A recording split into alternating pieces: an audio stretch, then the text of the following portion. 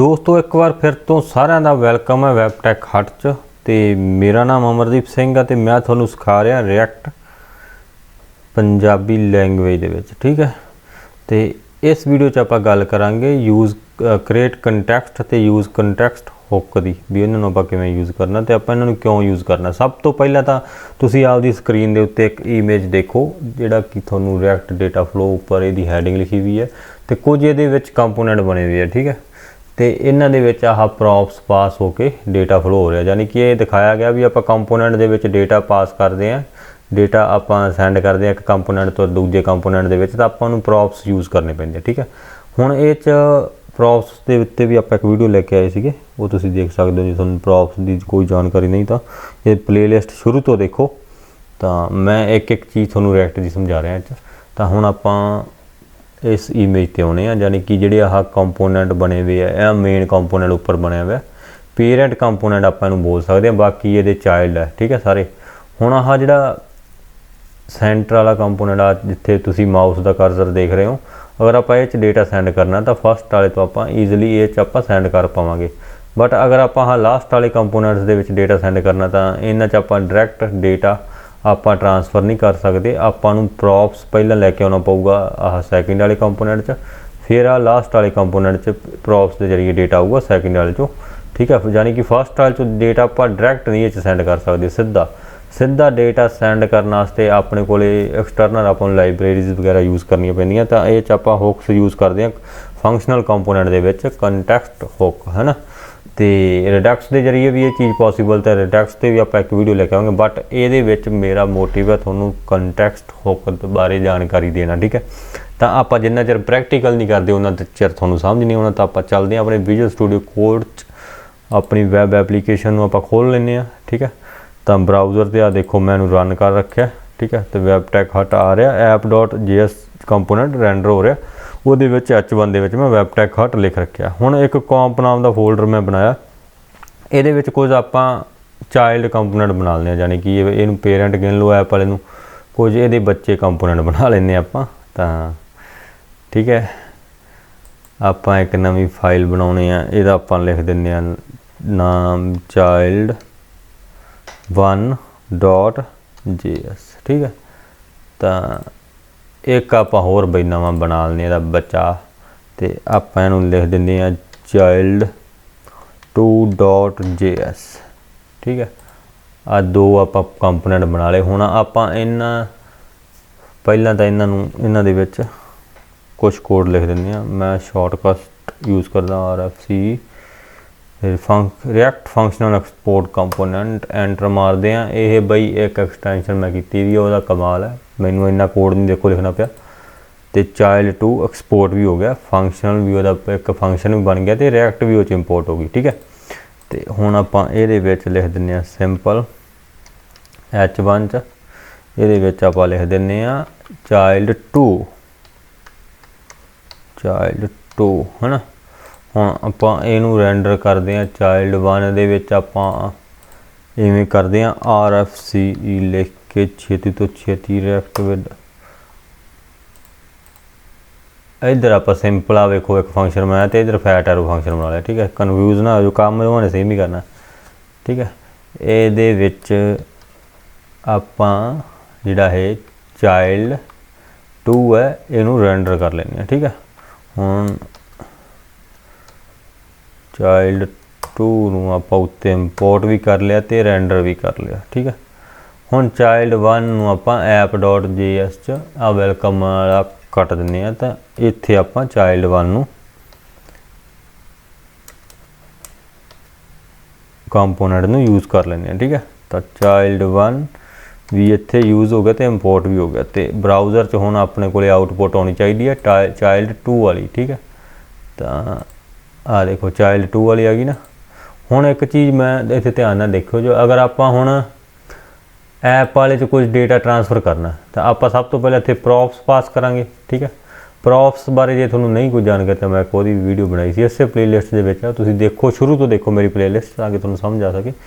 तो इत्थे आप प्रॉप्स पास करांगे, तो इनू पास आप डायरैक्ट अगर इत्थे प्रॉप्स पास करके चाइल्ड app.js 'ਚ ਆਪਾਂ ਇੱਕ ਪ੍ਰੋਪਸ ਪਾਸ ਕਰਦੇ ਹਾਂ। ਡਾਇਰੈਕਟ ਆਪਾਂ ਨੂੰ ਇੱਥੇ child2 .js 'ਚ ਯੂਜ਼ ਨਹੀਂ ਕਰ ਸਕਦੇ, ਜਾਂ ਤਾਂ ਆਪਾਂ ਨੂੰ child2 ਇੱਥੇ ਨਾਲ ਰੈਂਡਰ ਕਰਨਾ ਪਊਗਾ ਪਹਿਲਾਂ, ਹੈ ਨਾ। ਤਾਂ ਹੁਣ ਆਹ ਇੱਕ ਟਾਹਣੀਆਂ ਹੀ ਬਣੀਆਂ, ਜਾਣੀ ਕਿ ਇੱਕ ਦਰਖਤ ਦੀਆਂ ਟਾਹਣੀਆਂ। ਇਹਨੂੰ ਐਪ ਵਾਲ ਨੂੰ ਆਪਾਂ ਇੱਕ ਦਰਖਤ ਗਿਣ ਲਈਏ ਤਾਂ ਆਹ ਉਹਦੀਆਂ ਟਾਹਣੀਆਂ, ਆਹ ਹੁਣ ਐਂਡ ਵਾਲੀ ਟਾਹਣੀ ਹੈ, ਅਤੇ ਆਹ ਵਿਚਾਲੜੀ ਜਿਹੜੀ ਉਹਨਾਂ ਦੋਵਾਂ ਨੂੰ ਜੋੜਦੀ ਹੈ, ਠੀਕ ਹੈ। ਜਾਣੀ ਕਿ ਐਪ child1.js child2 ਨੂੰ ਜੋੜਦੀ ਹੈ app.js ਨਾਲ, ਠੀਕ ਹੈ। ਆ ਵੇਖੋ child2 ਨੂੰ ਆਪਾਂ ਇੱਥੇ ਕਾਲ ਕੀਤੀ ਵੀ ਹੈ। ਹੁਣ ਅਗਰ ਆਪਾਂ child1 'ਚ ਡੇਟਾ ਟਰਾਂਸਫਰ ਕਰਨਾ, ਚਾਈਲਡ ਪੇਰੈਂਟ ਜब मान लो ऐप वाला है ना, ये चो आप डेटा ट्रांसफ़र करना आ child1 च। तो इतने नॉर्मली आप प्रॉप्स पास कर देंगे ईजिली, है ना, तो child1 च डेटा ट्रांसफ़र हो जू। बट अगर आप child2 च करना है तो आपू पहले child1 च इवें नॉर्मल जब प्रॉप्स पास करके child1 च डेटा लैके आना पऊगा, फिर आप 2 च लैके जावांगे, ठीक है। तो इस चीज़ को ईजी करने वास्ते, यानी कि child2 च सीधा अगर आप डेटा ट्रांसफ़र करना है app.js यानी कि मेन कंपोनेंट चों, ਤਾਂ ਉਹਨੂੰ ਸਿੱਧਾ ਡੇਟਾ ਟਰਾਂਸਫਰ ਕਰਨ ਲਈ ਆਪਾਂ ਨੂੰ ਯੂਜ਼ ਕ੍ਰੀਏਟ ਕੰਟੈਕਸਟ ਹੁੱਕ ਦਾ, ਯਾਨੀ ਕਿ ਹੁੱਕਸ ਦਾ ਯੂਜ਼ ਕਰਨਾ ਪੈਣਾ, ਕੰਟੈਕਸਟ ਹੁੱਕ ਦਾ, ਠੀਕ ਹੈ। ਤਾਂ ਉਹ ਆਪਾਂ ਯੂਜ਼ ਕਰਦੇ ਹਾਂ। ਸਭ ਤੋਂ ਪਹਿਲਾਂ ਆਪਾਂ ਇੱਥੇ ਕਰਦੇ ਹਾਂ, ਉੱਪਰ ਲਿਖਦੇ ਹਾਂ ਆਪਾਂ ਕ੍ਰੀਏਟ ਕੰਟੈਕਸਟ, ਹੈ ਨਾ। ਯਾਨੀ ਕਿ ਇਹ ਅਗਰ ਮੈਂ ਲਿਖੂੰਗਾ ਕ੍ਰੀਏਟ ਕੰਟੈਕਸਟ ਤਾਂ ਇੱਥੇ ਐਂਟਰ ਮਾਰੂੰਗਾ ਤਾਂ ਉੱਪਰ ਇੰਪੋਰਟ ਵੀ ਹੋ ਜੂਗੀ। ਤਾਂ ਆ ਦੇਖੋ ਉੱਪਰ ਇੰਪੋਰਟ ਹੋ ਗਈ ਕ੍ਰੀਏਟ ਕੰਟੈਕਸਟ ਫਰੋਮ ਰਿਐਕਟ, ਠੀਕ ਹੈ। ਤਾਂ ਆਪਾਂ ਹੁਣ ਇਹਨੂੰ ਇੱਕ ਕੌਂਸਟ 'ਚ ਲੈ ਲੈਂਦੇ ਹਾਂ, ਠੀਕ ਹੈ, ਕੌਂਸਟ, ਠੀਕ ਹੈ। ਇੱਥੇ ਆਪਾਂ ਇਹਦਾ ਨਾਮ ਲਿਖ ਦਿੰਦੇ ਹਾਂ ਜੀ ਡੇਟਾ, ਯਾਨੀ ਕਿ ਗਲੋਬਲ ਡੇਟਾ, ਕੋਈ ਵੀ ਨਾਮ ਲੈ ਲਓ, ਕੋਈ ਫਰਕ ਨਹੀਂ ਪੈਂਦਾ। ਮੇਨ ਤੁਹਾਨੂੰ ਸਮਝ ਆਉਣੀ ਚਾਹੀਦੀ ਵੀ ਆਪਾਂ ਜਿਹੜਾ ਕੰਮ ਕਰਨਾ ਉਹ ਕੀ ਕਰ ਰਹੇ ਹਾਂ, ਹੈ ਨਾ। ਅਤੇ ਹੁਣ ਆਪਾਂ ਜਿਹੜਾ ਆਹ ਸਿਸਟਮ ਆ ਸਾਰਾ child1 ਹੈ, ਇਹਨੂੰ ਰੈਪ ਕਰਨਾ ਪਊਗਾ ਆਪਾਂ ਨੂੰ ਜੀ ਡੇਟਾ, ਠੀਕ ਹੈ। ਤਾਂ ਇੱਥੇ ਆਪਾਂ ਲਿਖਦੇ ਹਾਂ ਜੀ ਡੇਟਾ,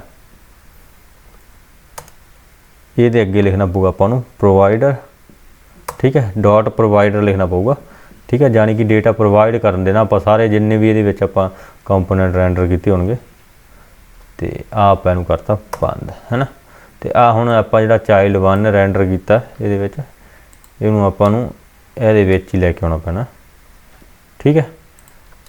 ਇੱਥੋਂ ਆਪਾਂ ਡੇਟਾ ਪ੍ਰੋਵਾਈਡ ਕਰਤਾ ਹੁਣ child1 ਨੂੰ, ਅਤੇ ਗਾਂ child1 ਤੋਂ ਆਪਾਂ child2 ਨੂੰ ਆਪਾਂ ਉਹ ਕੀਤਾ ਵੀ ਹੈ। ਤਾਂ ਹੁਣ ਆਪਾਂ ਇਹ ਡੇਟਾ ਸਿੱਧਾ ਯੂਜ਼ ਕਰਨਾ child2 'ਚ, ਹੈ ਨਾ। ਅਤੇ ਸਭ ਤੋਂ ਪਹਿਲਾਂ ਤਾਂ ਆਪਣੇ ਕੋਲ ਇੱਥੇ ਕੋਈ ਡੇਟਾ ਤਾਂ ਹੈ ਨਹੀਂ ਗਾ, ਤਾਂ ਆਪਾਂ ਇੱਥੇ ਇੱਕ ਛੋਟਾ ਜਿਹਾ ਲੈਟ ਲੈ ਲੈਂਦੇ, ਹੈ ਨਾ। ਲੈਟ ਲੈ ਲਓ, ਕੌਂਸਟ ਲੈ ਲਓ, ਲੈਟ ਨੇਮ ਇਕੁਅਲ ਟੂ, ਇੱਥੇ ਆਪਾਂ ਨੇਮ ਦੀ ਵੈਲਿਊ ਦੇ ਦਿੰਦੇ ਹਾਂ ਅਮਰਦੀਪ, ਠੀਕ ਹੈ। मैं आपका नाम ही लिख ला मित्रों, ठीक है। तो अमरदीप बराड़ भी लिख लें यार, की चाहता लिखना ही है ना। हुण आपां इहनूं ट्रांसफर करांगे प्रोवाइडर के जरिए, तो आपां लिखना पैंदा इत्थे वैल्यू, ठीक है। वैल्यू के विच ना इत्थे आपां नेम ट्रांसफर कर सकते हैं इस तरीके नाल, ठीक है। तो हुण आपां इधर तुहानूं सेंड करता, हुण आपां child2 च इहनूं यूज़ किवें करांगे। तो इधर आपां लिखिया सीगा क्रिएट कंटैक्सट, यानी कि इत्थे कंटैक्सट क्रिएट कर लिया आप, तो इधर आप लिखना पऊगा यूज़ कंटैक्सट, ठीक है। इत्थे आप यूज़ कंटैक्सट लिखते हैं, जिवें उत्ते नूं इंपोर्ट भी करना पऊगा, इंपोर्ट भी हो जाना ने इस हुक नूं। तां इहनूं आपां नूं किसी ओह च भी लेना पैना कॉन्स्ट दे विच, ठीक है। कॉन्स्ट आप इत्थे ले लैंदे आ, कोई भी आप इहनूं नाम दे दिंदे आ माई डेटा, ठीक है। माई डेटा या कुछ भी नाम दे दो यार, कोई चक्कर नहीं, नाम उस हिसाब से दिया करो जो थोड़ा जिहा पता लग जाए, अगे अगले नूं पता लगे। हुण इत्थे ना आप दे दिंदे आ जहाज, पर आ तो डेटा रहा यार, जहाज का मतलब ही नहीं बनता देंदा, ठीक है। तो कुछ पुछिया सीधियां गल्लां भी करनियां जरूरी होंदियां ताकि थोड़ा जी लग सके। तो इत्थे आपां डेटा किहड़ा यूज़ करना, हुण यूज़ कंटैक्सट तो आपां करता, बट डेटा यूज़ किहड़ा करना बई, है ना। तो आपां नूं पहिलां उधरों डेटा एक्सपोर्ट भी करना पऊगा वो, है ना। तो मैं इत्थे लिखना एक्सपोर्ट, ठीक है। तो उधर बई आपां नूं इंपोर्ट भी करना पऊगा, आपां डेटा यूज़ करना जी डेटा, है ना। तो नॉर्मली आपां child2 च जाके इत्थे लिखते हैं जी डेटा, इत्थे बाहर लिख लेना जी डेटा यार एक बार, तो मैं इंटर मारूंगा उत्ते इंपोर्ट भी हो जाऊगा, चक्करां जी नहीं हो रहा यार, ठीक है। ਆਪਾਂ जी डेटा इधर यूज़ कर रहे हैं तो ਆਪਾਂ ਇਹਨੂੰ इंपोर्ट भी कर लगे है ना।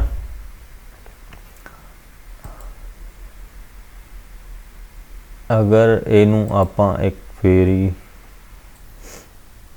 बेलीगो उत्ते मैं इंपोर्ट भी कर लिया नूं, ठीक है। तो क्योंकि उधर आप एक्सपोर्ट किया सीगा, ठीक है। आहा मैं इत्थे कीता सीगा एक्सपोर्ट जी डेटा, तो इधर आप चाइल्ड 2 च यूज़ करना, तो आप उत्ते इंपोर्ट कर लिया। तो इधर यूज़ कंटैक्ट्स दे विच आपां जी डेटा लिखता, उधर आप क्रिएट किया कंटैक्ट, ठीक है। उधर क्रिएट कंटैक्ट होक यूज़ की थी, इधर यूज़ कंटैक्ट, ठीक है। तो हुण इहदे विच डेटा आ चुक्या अपना, है ना। चाइल्ड 2 इत्थे आपां लिख दिंदे नेम इज़, कुछ भी लिख लो यार। इत्थों आप इनू करली ब्रेसिस दे विच यूज़ कर पावांगे माई डेटा। तो जिवें मैं इत्थे माई डेटा लिख दिना, तो हुण तुसीं देखियो जो भाई उत्थे की आऊगा, आ गया एरर। हुण यूज़ कंटैक्स्ट आ जिहड़ा इहनूं आपां टॉप लैवल ते नहीं यूज़ करना, ठीक है। इहनूं आपां फंक्शनल कंपोनेंट दे विच यूज़ करना। तो ये चीज़ भी तुहानूं दिखाउणी जरूरी सी। तो इनू इत्थों कट्टो तो इनू इत्थे करो पेस्ट। हुण देखो बई की बनदा, आ देखो child 2 name is Amardeep Brar. हुण आ डेटा चाइल्ड यानी कि ऐप वाले तो सीधा डेटा 2 वाले च आ रहा है ना। तो ने जे आप प्रॉप्स जरिए करते तो पहले अपन 1 वाले च लैके जाना पैना सी डेटा, है ना। फिर 1 वाले चो इत्थों 2 वाले पास करना पैना, तो फिर चाइल्ड 2 वाले च आना सीगा, ठीक है। तो आ देखो यूज़ कंटैक्स्ट का कमाल, सीधा डेटा इत्थे आ रहा है ना। तो हुण एक चीज़ मैं थोनों होर दिखावां, अगर आप इत्थे मल्टीपल डेटा पास करना आप वो भी कर सकते हैं, ठीक है। इत्थे आप एक लैट होर लै लेने यार, की जांदा लैट एज, इत्थे एज इक्वल तो लिख दिंने आप 32, ठीक है। आप एज भी देती वैल्यू। हुण आप इत्थे इहनूं पास कर दिंने आ एज, ठीक है। तो आ एक एरर आ चुका है, इनू आप करली ब्रेसिस एक होर वधा दो, चक्कर की कोई चक्कर नहीं, इनू बना दो ऑब्जेक्ट, है ना। तो आ हुण आप एज भी ये यूज़ करनी है, तो आप ये किवें करांगे। सब तो पहला तो माई डेटा डॉट इत्थे आप एक बार उवें रहन दिंदे, उवें की आ रहा है ना अपने कोल, तुहानूं मैं दिखाउणा। तो अपने को कुछ नहीं आ रहा, क्योंकि उन्होंने समझ ही नहीं आ रही। वो डेटा दे विच एज भी हैगी तो नेम भी हैगा, भी वो की सोचे। तो इत्थे आप लिख गया अगर नेम, ठीक है। तो वापस तो उत्थे नेम आ गया, ठीक है। तो हुण आ सारे नूं आपां कॉपी कर लैने आ बेलीगो। तो आपां नूं कॉपी करके इत्थे कर दिंदे आ पेस्ट चाइल्ड 2 एज इज़। तो इत्थे आपां नूं माई डेटा नॉट नेम आप लिखा, इत्थे आपां इत्थे लिख दिंदे आ एज। तो इधर रिफ्रैश करते हैं, तो आ गए child 2 name is Amardeep Brar age is 32। हुण जिवें आपां मान लो इधरों डेटा आ रहा, इत्थे यार एज भावें वधा दो, इत्थे आपां नूं 22 सालां दे कर दो, भावें नाम चेंज कर दो, तो इधर उवें पास हो जाना, डेटा आ रहा, ठीक है। यानी कि डेटा ट्रांसफर कर सकते हैं आप पूरी ऐप च, किते भी किसी भी कंपोनेंट च डेटा यूज़ कर सकते हैं, ठीक है। तो प्रॉप्स के जरिए अपन कल्ले जोड़े कंपोनेंट आ उन्होंने प्रॉप्स पास करने पैंदे, तो फिर यूज़ करते हैं। तो एक बहुत ही वधिया चीज़ इन्होंने बनाई। आप रिडक्स के जरिए भी डेटा यूज़ कर सकते हैं, रिडक्स का भी बहुत लोग यूज़ करते हैं। बट आह कंटैक्स्ट हुक जी है बहुत ईजी है रिडक्स के जरिए बदले। बट आप मैं थोड़ा एक रिडक्स का भी एक भी वीडियो लेके आवांगे, भी रिडक्स के जरिए आप किवें आप डेटा यूज़ कर सकते हैं हर कंपोनेंट च, ठीक है, विदाउट प्रॉप्स पास किए। तो आह हुण इहदे वीडियो दे विच इन्ना ही। तो दोस्तों आप मिलते हैं अगली वीडियो च। ओके दोस्तों, बाय बाय, टेक केयर।